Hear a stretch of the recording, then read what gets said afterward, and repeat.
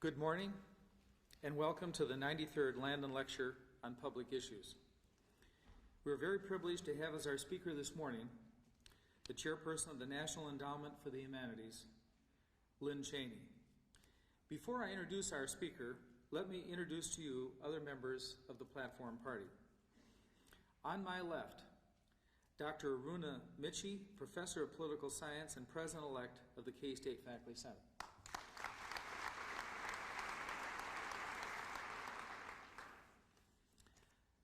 Next to her, Jackie McClaskey, an undergraduate student in agricultural economics and president of the Kansas State Student Body.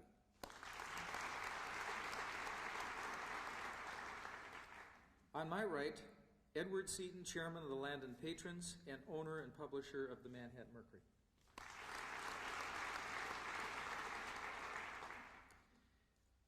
Next to him, Dr. Charles Reagan, chairman of the Landon Lecture Series and my executive assistant. Lynne Cheney was unanimously confirmed by the United States Senate on April 5, 1990, to serve her second four-year term as the chair of the National Endowment for the Humanities, an independent federal agency that supports education, research, preservation, and public programs in the humanities. Since her first term as NEH chair in 1986, Lynne Cheney has written 6 major reports. The latest report is entitled Telling the Truth, a report on the state of the humanities in higher education. Under Chairperson Cheney's leadership, the endowment has launched several programs aimed at improving education in America's schools, colleges, and universities. Many of these efforts have focused on teaching, including a program of sabbaticals to enable elementary and secondary school teachers to undertake independent study in the humanities, grants to create distinguished faculty chairs for undergraduate teaching, institutes to help school teachers and college professors learn more about such foreign languages as Russian, Arabic, and Chinese, and the establishment of a research center focusing on how history is taught and learned in schools nationwide. Immediately prior to assuming office at the NEH, Mrs. Cheney taught at several colleges and universities and was a magazine editor and a widely published author. She has written two novels and co-authored a third. With her husband, Secretary of Defense Richard B. Cheney, she wrote a history of the House of Representatives. Chairperson Cheney is a native of Wyoming. She earned her bachelor's degree with highest honors from Colorado College and her master's degree from the University of Colorado. She received her doctoral degree with a specialization in 19th century British literature from the University of Wisconsin in 1970. Mrs. Cheney also holds more than a dozen honorary degrees. Ladies and gentlemen, please welcome the chair of the National Endowment for the Humanities, Lynne V. Cheney. Thank you. I think that's just about right. Yeah, I think it'll be just great. Thanks. Well, thank you very much for that nice introduction. We got started on time despite the fact that we had a podium crisis behind the scenes. It frequently happens that when I address an audience, I'll arrive to find that the podium is perfect for somebody who's 6 inches taller than I am. And that was the case this time. So we scurried around and found a suitcase. I've stood on a lot of interesting things in my time. I try to avoid having podium crises at the last minute by having my staff call ahead and say to people, you know, Mrs. Cheney isn't very tall. But sometimes this just doesn't get enough attention. You know, isn't very tall just doesn't sound urgent enough. So I've been trying to persuade them lately to say, you know, Mrs. Cheney is seriously short. That usually works a little better. But I've been telling them lately, you know, we're living in a new age of political correctness. And so I think what they should do is call up and say, you know, Mrs. Cheney is vertically challenged. Well, in the name of being vertically challenged, let me scoot my suitcase back just a little. It would be terrible if it just collapsed. Well, We'll try the other side, and I'll hold still. Well, it's really wonderful to be here with all of you today at this distinguished lecture series. Is this a new development in the Landon Lecture Series? It's hard to believe, I know, as we enter late October of an election year, that anything is going on in the country besides an election. But indeed, as those of you associated with and friends of this fine university know, just last month, millions of students went off to college, enrolled in college for the first time, continued their college education perhaps, began to participate, continued to participate in an experience that can be one of the great intellectual adventures of life. Students today have the possibility of learning about scientific wonders that were scarcely thought of when people of my age were in school. Students today have in the humanities, for example, the opportunity to explore history that hadn't been written when many of us were in college, the history of amazing events that have changed the world in our lifetime, the history of years, indeed of centuries before our lifetime that we understand more fully now, thanks to recent scholarship. We know more now than we ever have before, for example, about the lives of women. We know more now than we ever have before about the experiences of people who make up different racial and ethnic groups.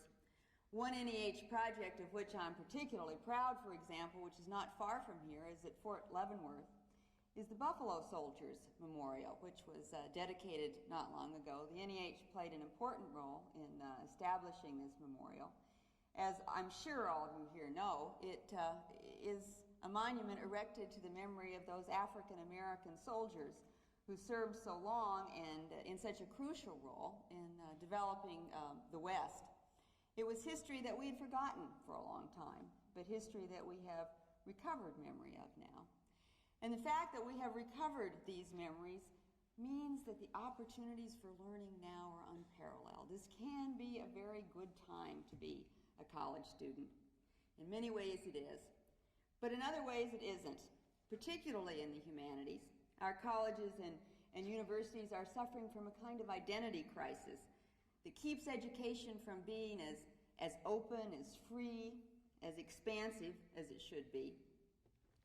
Speech codes and political correctness are symptoms of the problem, but it really does go much deeper. It goes to the heart of what teaching and learning should be. It goes to the core of what education is about. And this is what I'd like to spend some time talking about today. I think it's useful in order to understand what's happened to go back and look at the idea upon which our colleges and universities were founded. Their aim, their goal, their end was truth. Their activity was seeking the truth.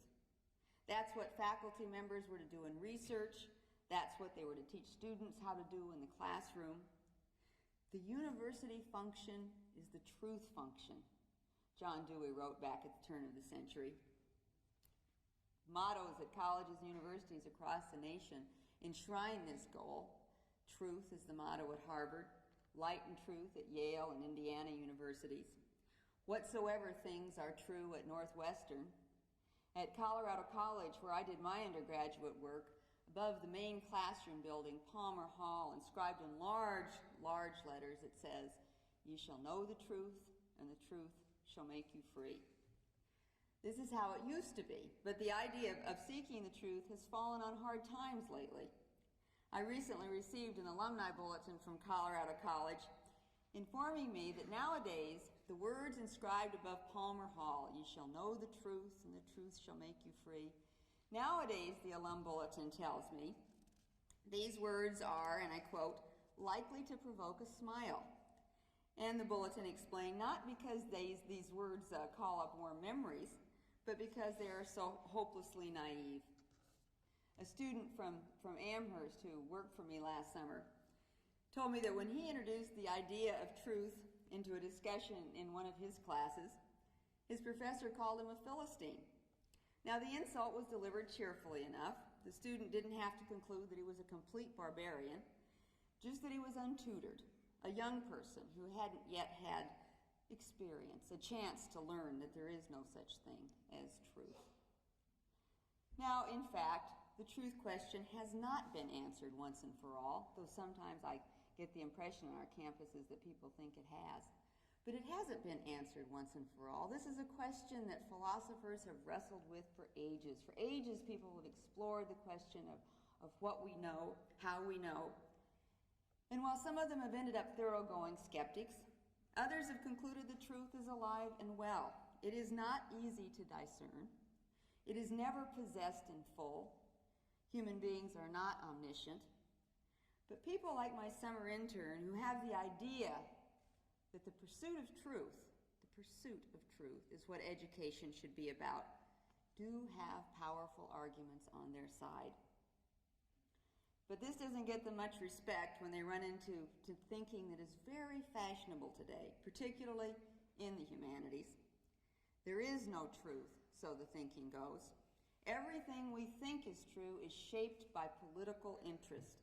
What we think is true is really only a tool for advancing the power of this group or that.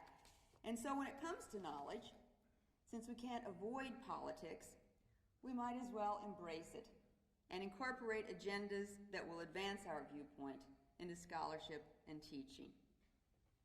Now, I know this is a somewhat convoluted idea for people who don't spend their time on campuses. I was explaining it to someone the other day who's not a member of a university faculty or close to campus life, and he said, that idea will never sell.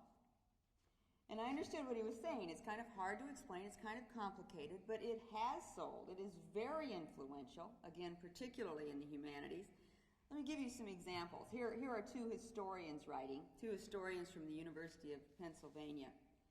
I quote, "We are all engaged," they write, "in writing a kind of propaganda. Rather than believe in the absolute truth of what we are writing, we must believe in the moral or political position we are taking with it. Historians should assess an argument on the basis of its persuasiveness, its political utility, and its political sincerity." It's not, and that's the end of the quote, "It's not faithfulness to the past that matters, in other words, but political usefulness in the present. It's not whether an historian has read widely and thought deeply. It's not whether he or she has honestly evaluated as much evidence as possible. No, what is important is whether the story told effectively advances the proper agenda." When I read things like this, and in my job, I read them rather often, I am reminded of George Orwell's 1984, that book in which 2 and 2 can make 5, if it's politically useful. But I'm not talking about a futuristic novel. I'm talking about a line of thought that is right now extremely influential in the humanities. Since there is no truth, the argument goes, since all knowledge reflects political interest, faculty members are perfectly justified in using the classroom to advance political agendas. It is this rationale that accounts for speakers at learned conventions discussing such topics, and I quote, this was at a recent MLA convention, Modern Language Association convention, discussing such topics as the task of the politically committed cultural worker in today's university. Not the task of the scholar in today's university, not the task of the teacher, but the task of the politically committed cultural worker. It is this rationale that accounts for a speaker at a recent College Art Association meeting telling her fellow faculty members that they should not teach women painters such as Mary Cassatt and Bertha Morisot, because both women painted scenes of family life. They painted women and children. And, said the speaker, this kind of painting, these kind of pictures, reinforce patriarchal thought. Now, professors have always had biases. I had wonderful professors when I was an undergraduate who were very clear about their political thinking. What's new, as I read the professional journals where professors talk to one another, what's new is an idea that the proper goal of teaching is to impose the biases of the professor on the student. Many people have been very concerned about this. I speak out about it. It's controversial that I do speak out about it. I'm not the only one who speaks out about it. Some of our college and university presidents, Benno Schmidt, until recently at Yale, has been very, very thoughtful on this matter. Other people have spoken out with great concern about it. Many of them faculty members in the humanities. The vast majority of faculty members in the humanities, I would say, want no more truck with this than I do. And they have spoken out about it. But it is something that occurs in the humanities more than in other disciplines. Let me give you another example, one that surprised me, though I'm becoming less surprised about it. As you read the professional literature and you listen to professors talk to one another, what you find more and more is very frank assertions about politics being the purpose of teaching. This was written by a professor at the University of Wisconsin in the Harvard Educational Review. It was an essay in which she urged her fellow professors to be open about their intention, and I quote, to appropriate public resources, classrooms, school supplies, professors' salaries, to appropriate public resources to further various progressive political agendas. That's a quote. And she describes a course that she's taught at the University of Wisconsin. It has an innocuous title. It's called Curriculum and Instruction 607. But in this course, students learn how to conduct political demonstrations. And then they go out on campus and conduct 3 political demonstrations. And for this, they get 3 hours credit. Now, I'm an alum of the University of Wisconsin. I was there in the late 60s, and I understand that demonstrations are a way of life at the University of Wisconsin. But this is a whole new innovation. You get credit for it. 3 hours credit. In a recent issue of College English, a publication of the National Council of Teachers of English, a professor from California advised university teachers to vary the political strategy they use in the classroom, vary it to suit the institution. His point was that you don't want to use the same strategy for an elite institution that you do for a less selective college or university. And he described the strategy he uses at his own middle-class institution. He wrote how he challenged students' belief that the United States offers them freedom of choice and the chance to get ahead. In his English class, he wrote, he shows them, and I quote, the odds against their attaining room at the top, the way their education has channeled them toward a mid-level professional and social slot and conditioned them into authoritarian conformity. Now, students are not potted plants, and they will sometimes complain when they run into this in their courses. Often the complaints I hear come after a student has experienced a feminist teacher in the classroom. And indeed, not long ago, I came across an article, it was again in College English, which was a compilation of student complaints about feminism in the classroom, not in a class in women's studies, but again in freshman English. It was a whole compilation of what students had written to object to the fact that they were taking a freshman English class and constantly running up against feminist ideology. One student wrote, I feel this course was dominated and overpowered by feminist doctrines and ideals. Another wrote, I found it very offensive that all of our readings focused on feminism. Now, in listening to these student objections, remember, they're not taking a course in women's studies. They're enrolled in freshman composition or beginning literature courses. A third student wrote, the teacher consistently channels class discussion around feminism. She does not spend time discussing the comments that oppose her beliefs. She usually twists them around to support her beliefs. When I encountered this article, I was frankly heartened at first. I thought, well, here's a professor who's listening to students, someone who understands how they might well complain when they sign up for a course that is supposed to teach them how to write, and instead they find themselves in a course about how to overcome patriarchy. But I didn't have to read far before I understood that the professor was not taking the students' complaints seriously. To her, they were simply Exhibit A. They were evidence of what feminist professors have to put up with. To her, the student complaints were simply a starting point for discussing, in this particular article, the resistance that feminist professors have to overcome. And I quote, in order to get students to identify with the political agenda of feminism. The idea that professors should be impervious to student complaints about politicized teaching is increasingly dominant in feminist writings. In fact, the more students object, some feminists argue, the more evidence it is that the feminist professor is doing her job. A New Jersey professor writes, "The quantity and quality of the resistance I provoke from my students is the way to measure my success as a teacher." So it can be hard to win if you're a student. Complain about the professor having a political agenda, and that will be taken as evidence of how much you need that agenda. Argue, and the consequences can be worse. The professor not only has the power of the grade, he or she also has the power to determine whether debate in the classroom is allowed to descend into diatribe. The power to decide whether student activists, for example, will be allowed to berate and humiliate a fellow student who dares to run against the political current. A student in Ohio writes, and I quote, "In a course that I took last year, a maverick student said he agreed with a Supreme Court justice's view that a particular affirmative action program would unconstitutionally discriminate on the basis of race. During the next few minutes, a couple of students vehemently objected.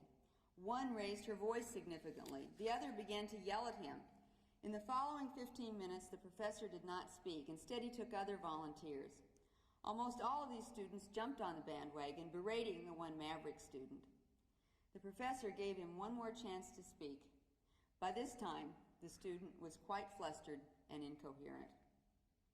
The student describing this incident notes, "The class learned that bringing out such controversial views would carry a high social cost. They would be less likely to repeat the error of their fellow student." Now again, let me emphasize, and I think I can't emphasize this too often, that there are many, many thousands of fine teachers in our colleges and universities who would not dream of using the classroom in this way. There are many who are deeply troubled, as I said before, by what they see happening, and some of the most eminent among them have been speaking out. I talked about Benno Schmidt. Another eminent scholar, William Leuchtenberg, who was president of the American Historical Association in 1991, said in his address to that group in that year, and I quote, "I find totally repugnant any effort to impose favored orthodoxies on the classroom." And Professor James Barber of Duke, who's been very outspoken on this issue, recently declared, "What's going on in universities now threatens everything that a university is supposed to be about. Student minds are supposed to be trained, not converted politically." But there are also many, particularly in the humanities, who see the political transformation of their students as a perfectly proper goal. How effective they are in achieving this goal is a matter of debate. Students, as I said before, are very resilient. I recently came across an account of one male student advising another on how to succeed in a feminist classroom. "Pretend to be a male chauvinist," the advice went, "then have a conversion. You are going to get an A." But even when minds are not changed, students pay a price. They do not experience how exciting a genuine clash of ideas can be, how stimulating a real engagement with ideas can be. These are some of the most important experiences that college years can bring, and they are experiences that do not happen in politicized classrooms. So whether our colleges and universities define themselves as institutions that aim to discover truth makes a great deal of difference. It makes a great deal of difference to students, and I would argue it also makes a great deal of difference to society as a whole. Ideas do have consequences. These ideas have consequences. You can see some of the consequences in what's happening now in museums. Increasingly in the professional journals, where you read how professional museum people talk to one another. Increasingly now in these journals, one reads that museums must have a politically engaged role. In a recent publication, a Smithsonian official wrote, "The political dimension of our mission and relationship to our audience must be aggressively addressed." Anyone who had the chance to visit an exhibit that was in Washington recently called "The West is America" can see the result of this line of thinking. This was an exhibition that made no pretense at all of objectivity. as time and again it took paintings by Remington, by Farney, great paintings of the American West, and held them up as examples of propaganda covering over racism, sexism, the depredations of capitalism. A 1992 exhibit at the Smithsonian was called Etiquette of the Undercast. I visited this exhibit. You entered it by crawling into a morgue door, and then you were pushed into the exhibit. One of the myths that the exhibit aimed to explode was the idea of upward mobility. Upward mobility, it announced, is one of our most cherished, and it showed one of our falsest myths. At a discussion held in conjunction with this exhibit, one panelist called on artists, and I quote, to belong to activist organizations and develop forms that are appropriate vehicles for revolutionary ideas. So we see it in museums. I think Oliver Stone's JFK is an example in film of history being disconnected from the idea of truth. Stone ignored information that didn't fit with his thesis, invented information that would forward it, all in the name of what he called his, and I quote, interpretation of history. He spoke in Washington not long after the film came out, and someone asked him how his art was any different from propaganda, and his reply, which was that he didn't know the answer to that question, I thought was less remarkable than the fact that he seemed relatively unperturbed at being able to make a distinction. So off campus, as well as on, the view is gaining currency that reality is nothing more than different perspectives, advanced by different people in order to promote their interests.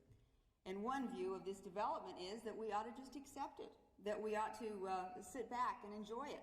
A recent article in Rolling Stone magazine by John Katz anointed this approach to reality the new news and contrasted it with old news, the kind that values objectivity. Katz wrote, consumers can have a balanced discussion with every side of an issue neutralizing the other, or they can turn to singers, producers, and filmmakers offering colorful, distinctive, often flawed, but frequently more powerful visions of their truth. Even the possibility of objective standards against which competing claims and interpretations can be measured. What we need urgently in this country, anthropologist Marvin Harris writes, is a reaffirmation that there are truths on which we can agree. The alternative, he writes, and I quote, is to stand by helplessly as special interest groups tear the United States apart in the name of their separate realities, or to wait until one of them grows strong enough to force its own irrational and subjective brand of reality on all the rest. I happen to think that Harris has the stronger argument here. And when I look at curricula in some of our elementary and secondary schools, and I cite the state of New York as an example, and see the idea being advanced in school curricula that there is no common truth, merely different perspectives that are determined by race and ethnicity, then I find Harris's point particularly persuasive. If we teach our children that there is no truth to which they can all subscribe, no common ground on which they can all stand to adjudicate their differences, then aren't we setting them against one another? Aren't we, to use Arthur Schlesinger's word, encouraging the disuniting of America? And when I look at our campuses, I find Harris's view particularly strong because there the scenario he posits has in some ways already worked itself out. There in the humanities, at least, there often is a dominant orthodoxy and an impoverishment of intellectual life as a result. I've had the opportunity over the past few years to meet with scholars in other countries, and they are amazed that scholars in this country would willingly reconceive the purpose of education and make politics, rather than truth, its goal. The idea is particularly astonishing to scholars who are just emerging from societies which imposed an orthodoxy on intellectual work. One scholar I've had an opportunity to visit with is Radim Palus, who is now the rector of Charles University in Prague. Until a few years ago, he was working as a coal stoker. He has 2 PhDs, one in chemistry and one in philosophy. But he'd been unwilling to follow along with Marxist orthodoxy, And so he had been dismissed from the university and assigned to manual labor. But recently he became the rector of Charles University. And I asked him to describe for me how he perceived the role of education in a democracy, how he perceived the work of the university in a democracy. And he said the role of the university is to educate, in the sense that Plato talked about, to draw students out from the dark into the light, to move from closure to openness, to an understanding of the truth, which is something that cannot be changed. I observe that there are many on university campuses in the United States who hold a different view, who argue that truth doesn't exist, only perspectives do, to which Paulus responded, "To be educated, we must understand the truth, and that means literally to stand under it. It is above us, not we above it." Now, his words take on particular eloquence because of the price he has paid for living by them. But the price for not living by them can also be high. Having to mold ideas to fit prescribed ideologies is demeaning to individuals and damaging to societies. Being able to pursue the truth, wherever it may lead, is one of the blessings of liberty and one of democracy's greatest strengths. Well, let me please, before I abandon this podium, thank all of you who have helped make the Landon Lecture Series possible. I want to thank you for encouraging debate on all sorts of issues, from pressing matters of foreign and domestic policy to questions that have persisted throughout the ages, such as whether truth exists and whether we have a duty to pursue it. Thank you.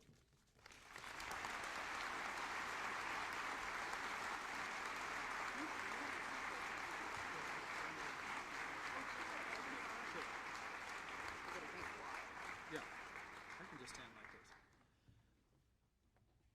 Thank you very much, Lynne Cheney, for that excellent address here this morning, and she has agreed to answer any questions that some of you might have. As you know, we have microphones on the left and on the right, so I think they're being moved out at this time.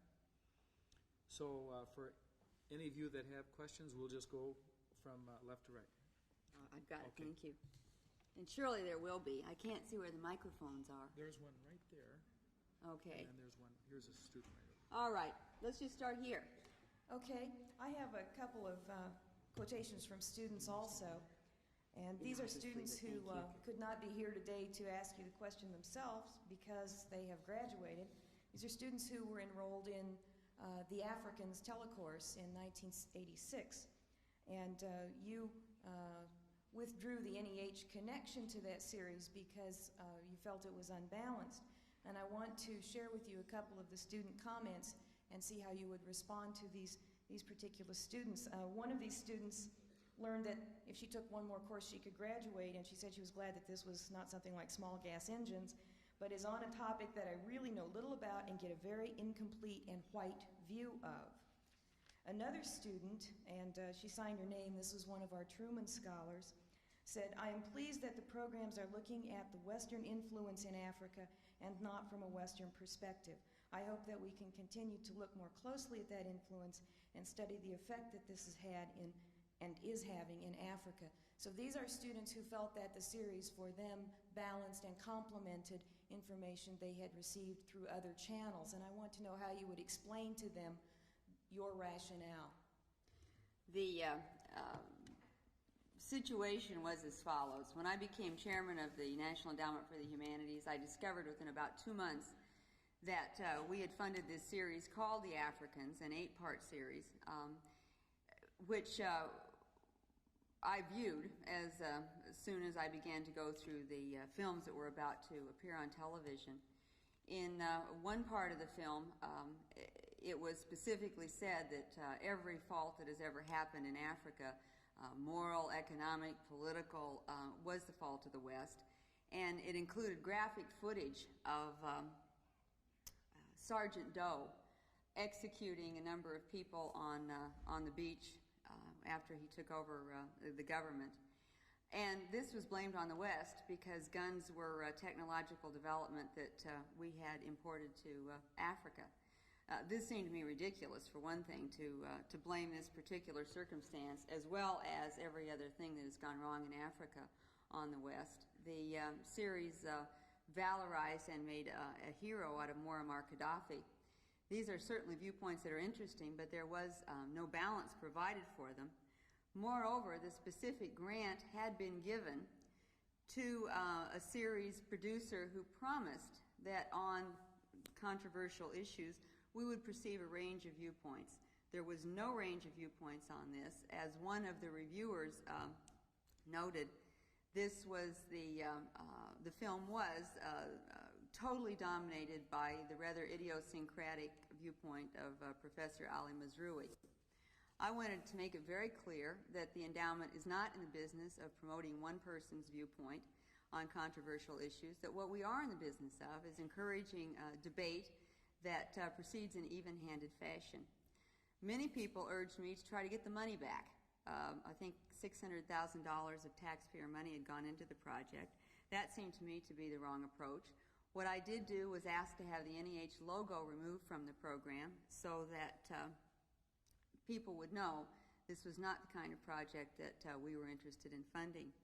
I'm interested in the student responses because what they clearly indicate is that these students had extensive knowledge of Africa that they had gleaned from other sources before they went into this course and watched this series. I would say that that is very rare.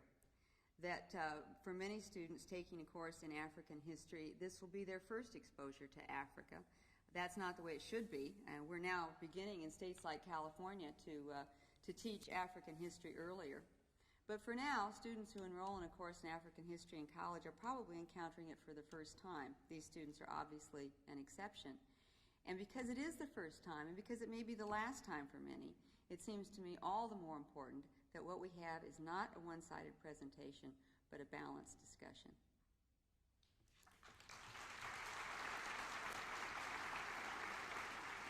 And over to here.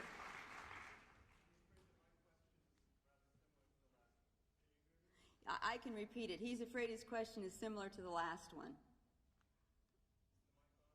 Well, I can hear, so I'll repeat the important parts.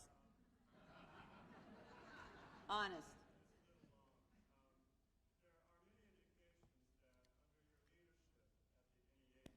The meaning of, there it is. There you go.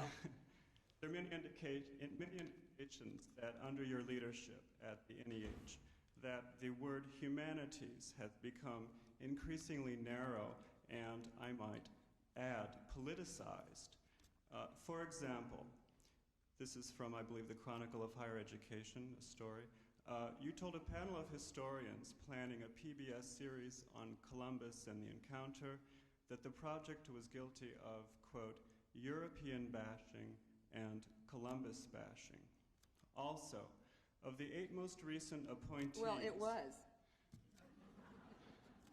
Well, also, of the 8 most recent appointees to the NEH Council, not one works outside the European tradition.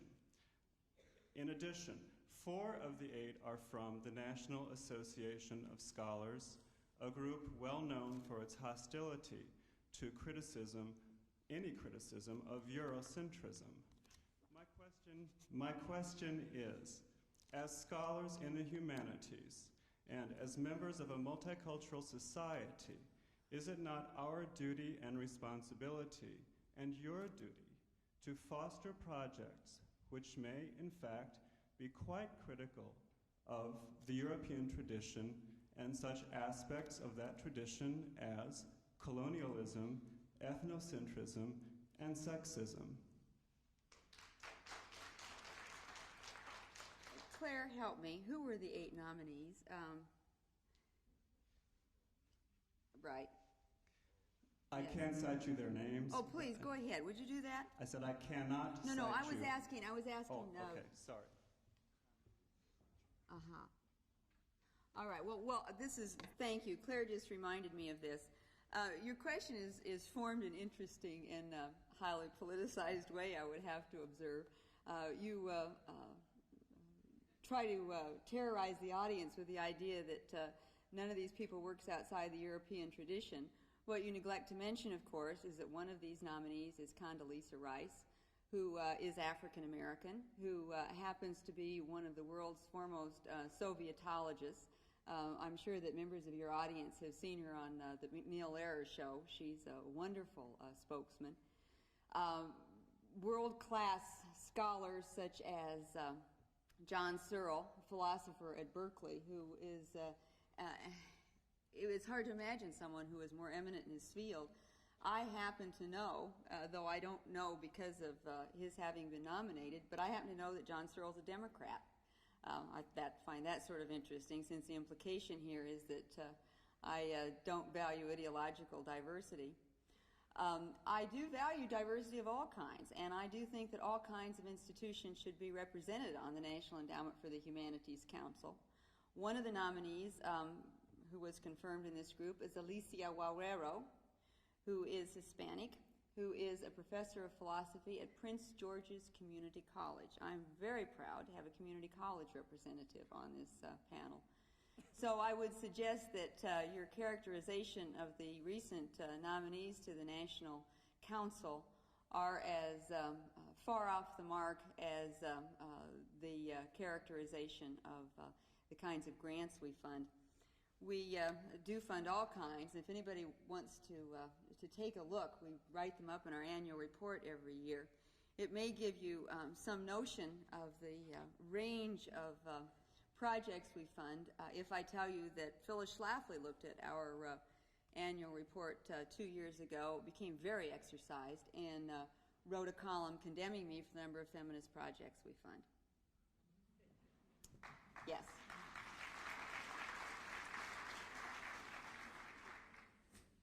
I just read your pamphlet, Telling the Truth, and note a quote here on the very first page from the ex-president of Harvard University, Derek Bach.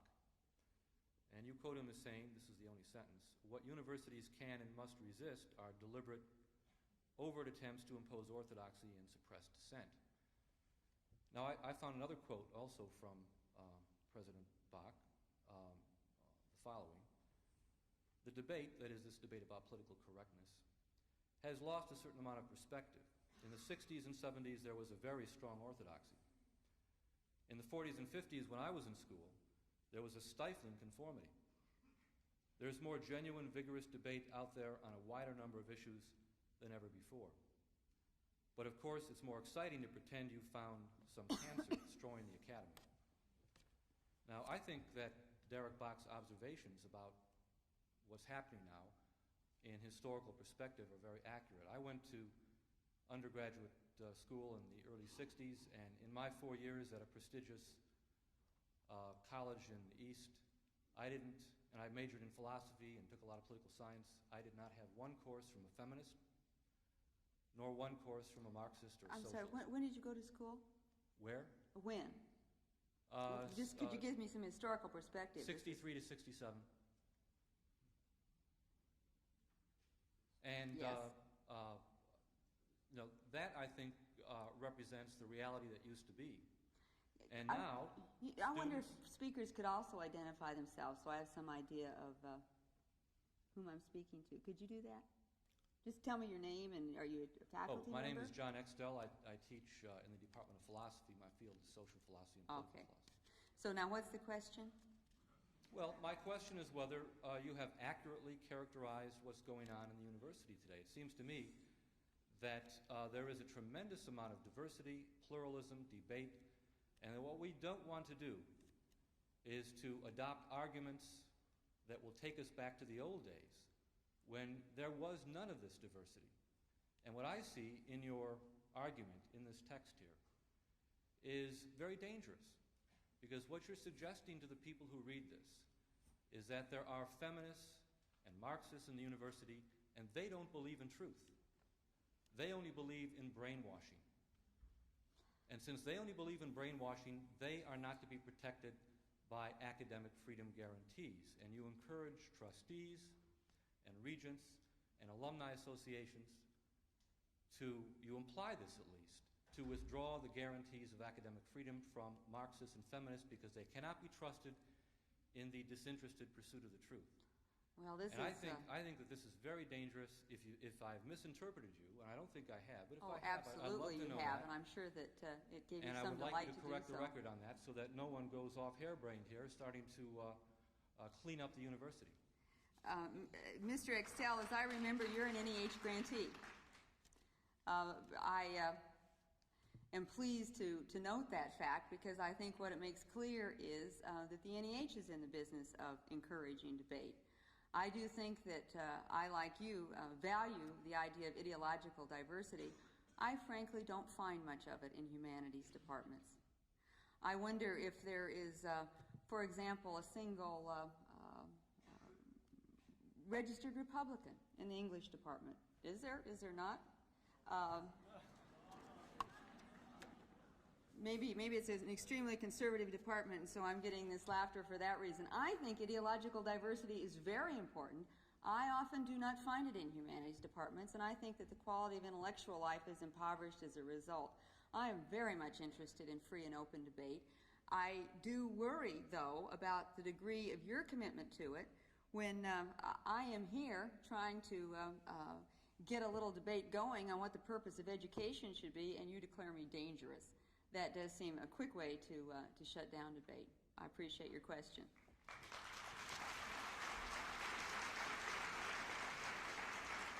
Yes. You seem to have this preconceived notion of truth, yet you don't seem to want to investigate it at all. And how can that be academic freedom if you don't investigate what you think you know? Well, I think you should investigate what you think you know. It's really interesting to me to know what you base your observation on. On what you've just said here today. Well, I'm very interested in allowing everyone to pursue the truth wherever it may lead them. You, me, Mr. Extel, it should be the thing that happens on a university campus. There shouldn't be any forbidden subjects. There shouldn't be any forbidden approaches. Everything should be open. And I think of myself on this particular issue, on the idea of openness, freedom of expression, freedom to pursue the truth. It's almost a libertarian. I think any time we try to shut that down in any way, any time we try to impose an orthodoxy any place, that we are doing away with one of the most valuable tenets of our society. An idea of an absolute truth, though? Did you listen closely? I didn't suggest that I had it. I don't think you have it. Well, you I don't think there's certainly implied anybody. it in your speech. Pardon me? You implied it in your speech. Well, maybe you just need to learn to listen a little more closely, because one of the first things I said is that human beings are not omniscient. We find the truth difficult to discern, and we never possess it in full. I think it's on about page 3, and I'd be glad to give you a copy of that page. Well, that would Thank be you. quite fine. Yes. I'm Don Hedrick. I'm in the Department of English. I think I'm registered as a Democrat. I don't know. And since everything is political, even my clothes are political, I was going to dress up like a radical from the 60s, which I guess I kind of missed. Though I guess I grew up in academia as you did then, but my wife encouraged me to look like a government official. So that's why my students may not recognize me, but I'm wearing a tie now. I'm speaking, I hope you'll permit me a few moments to be scholarly, since that's what I do. Could we just get to a question? I think that would probably be... Okay. I'll try to say what I want to say. As I remember, Mr. Hedrick, you're an NEH grantee, too. Yes, I am. Oh, And I'd like to say... I think it would be interesting for the audience who doesn't really have a concept of the range of projects that we fund.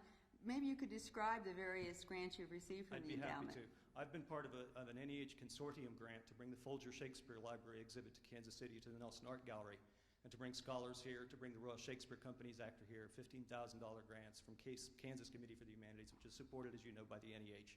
I have received also grants myself, and I am very grateful for those grants. And I have tried to return some of those to the taxpayers by the things that I've done for this university in my home state. I've also taught in elite universities in the East, so I know some of the things you're talking about and what I think are exaggerations. I've also have friends that are Shakespeareans. I'm a Shakespearean at Charles University, where you've talked about repressed scholars recovering from communist governments. And I know some of those people personally, and I know that they share some of the feelings that academics have in the United States, the ones you criticize, in feeling that the role of the humanities is, as Jefferson says, to criticize society and its government. So that's my background, okay, for my question. Now here's my question. I also read your report. And I also happened to exhibit, to attend, partly at taxpayers' expense and partly at my own expense, the exhibit that you criticized, The West as America, when it was in Washington, D.C. That exhibit I found extremely educational and illuminating. I have to be scholarly here and refer to your report and quote it, if you don't mind. According to the, this is what you say that the exhibit describes about a Frederick Remington painting of cowboys defending a water hole against Indians. The 5 cowboys defending a desert water hole in Frederick Remington's fight for the water hole are symbolic of the uneasiness felt by Eastern industrialists. Now, this is not me speaking. Let's be clear for the audience. Yes. This is what the descriptive tag on the wall said about Remington's famous painting, Defending the Water Hole. Right. Eastern industrialists who were being challenged by foreign laborers that they had imported to work in their mills and factories. Now, you criticize this exhibit for looking at hidden agendas underneath what you call the beauty and the adventure of the Western expansion. Hidden agendas such as racism. You mention that, and then you say nothing else about it. And it sounds to any reader who didn't attend the exhibit, and I'm sure most people didn't, as an absurd reading. Okay, that's the only rhetorical reason why you'd include that, to dismiss it. Why, how could you see foreign immigrants in this defense of a water hole of cowboys by Indians? I think that's a good question. Okay. Here's the exhibit catalog, which you also cite in the Endowment report that you get. Okay, in that exhibit catalog, it describes that Remington was sent by Harper's Weekly to paint strikers and policemen attacking them. And that he felt, and he wrote about this, that the policemen were as heroic as the cowboys on the frontier. Okay, he painted those. We know the context, the history gives us, that the exhibit gives us, that I know nothing about because I'm a Shakespearean and not an Americanist, that there was a great debate about immigrants, laborers, and great resentment and hostility to their race. Frederick Remington, whom you dismissed the reading in this way, because of course how would someone make a connection between these immigrant laborers, these foreigners, and these Indians? Remington wrote, and this is from the catalog that you quote, to a friend of his in an editor of an outdoor magazine, okay, that also felt that these labor problems were the fault of the foreign immigrants. Here is Remington. You can't glorify a Jew. He goes on to talk about the necessity for violence as a solution. Quoting Remington, "I've got some Winchesters, and when the massacring begins, which you speak of, I can get my share of them, and what's more, I will." He goes on to continue, speaking of, quote, "Jews," this is Remington, "Jews, Indians, Chinamen, Italians, Huns, the rubbish of the earth I hate." Now, Mrs. Cheney, you'll apologize. I'm apologizing for myself for having this harsh tone. I am a Shakespearean, but it seems to me that there's a tradition of resistance to painful truth, a resistance to painful truth that is a part of what the humanities has been trying to fight. It is the voice of King Lear, who, out on the storm... Maybe we're now getting a little... Let me finish, please, I I'm think sorry. maybe we're getting a little bit far from the point. Why don't you just let me deal with what we've already got on the table here, which is Could quite you a lot. let me finish? I'd like to quote King Lear, who, out on the storm, out of power, it's the only way that he recognizes the kinds of painful truth that he has ignored being in a position of power. "You houseless poverty, poor naked wretches, wheresoe'er you are. How shall your houseless heads, your unfed sides, your looped and windowed raggedness defend you from seasons such as these? Oh, I have taken too little care of this. Take physic, pomp, expose thyself to feel what wretches feel.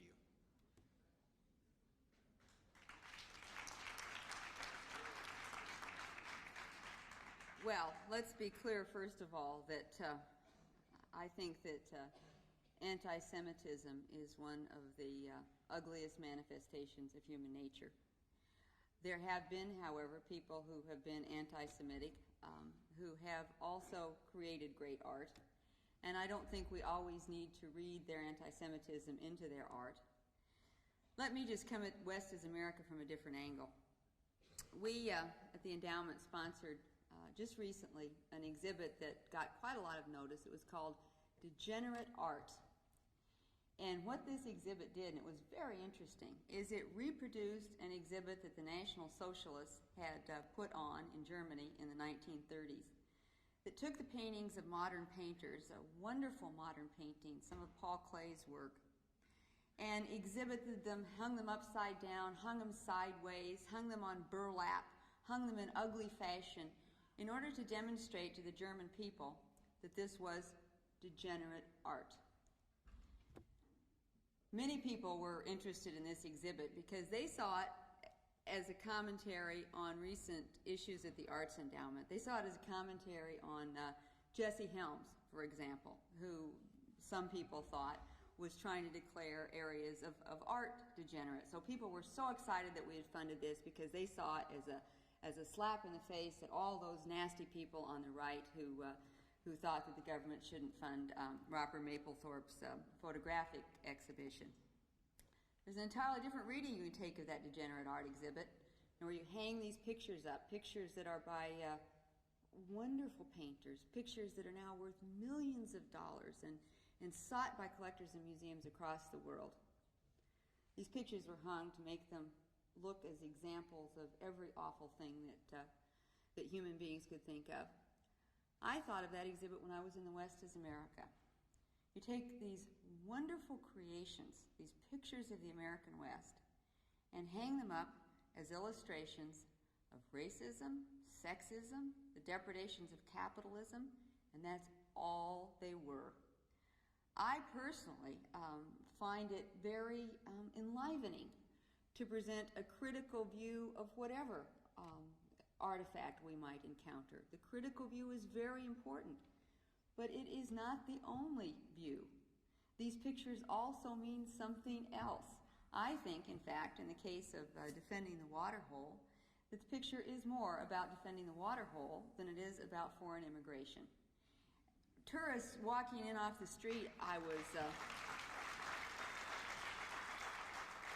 who value the exchange of ideas, should be involved in encouraging free and open debate on our campuses. I think that one place to start this debate, I don't know if what we're talking about is a problem here at K-State or not. You know better than I. Whether it is or not, why not a campus-wide debate on the ethics of teaching?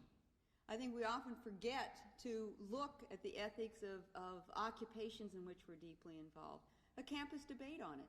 Is the purpose of education to pursue the truth, or is it political and social transformation? Let's have the debate. Let's talk about it. My solution, whenever I see a problem that involves free speech, is more free speech. And I think we should all be involved in encouraging it. Thank you very much. Thank you very much. Thanks, Lynne. Thank you. Great job. Thank you very much. Thank you very much. Good morning. Thank you very much. There's so much.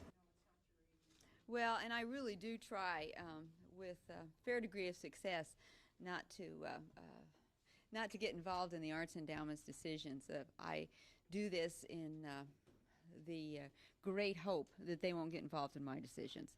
So I just brought it up as an example of a controversy, and I don't think it would be appropriate for me to comment on what the Arts Endowment does.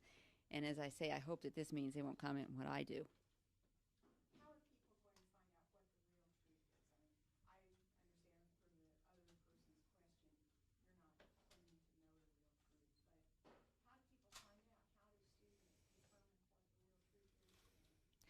I think it's through kind of intellectual exploration that takes you to all sides of a question.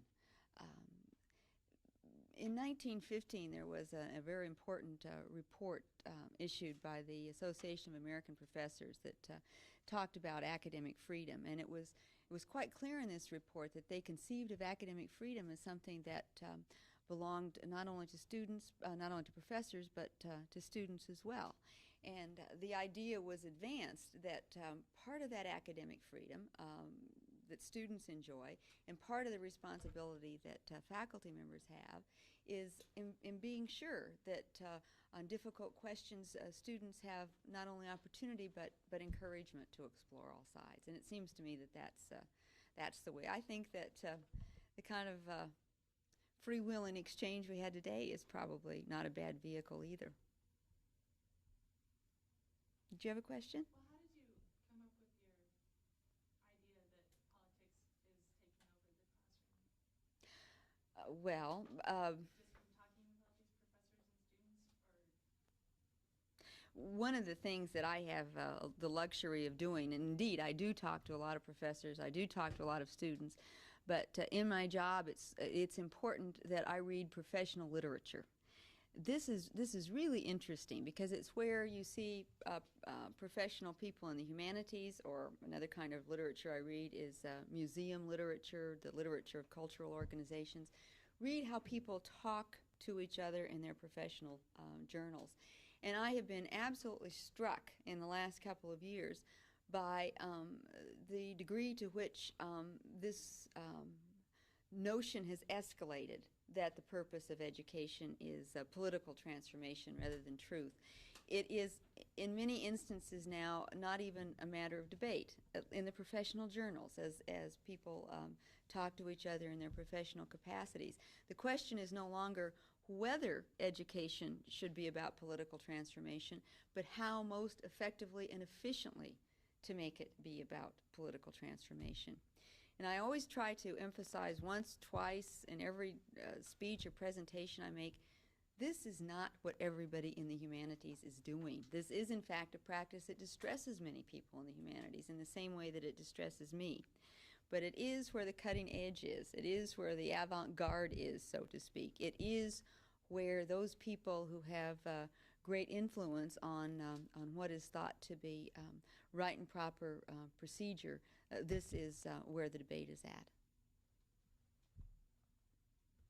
Has there been a real backlash that you see on the politically correct agenda, that's in the Chronicle on a weekly basis? Has that affected? Could you be a little clearer for me about what you mean by backlash? I noticed last night with President Bush on primetime Mm-hmm. talking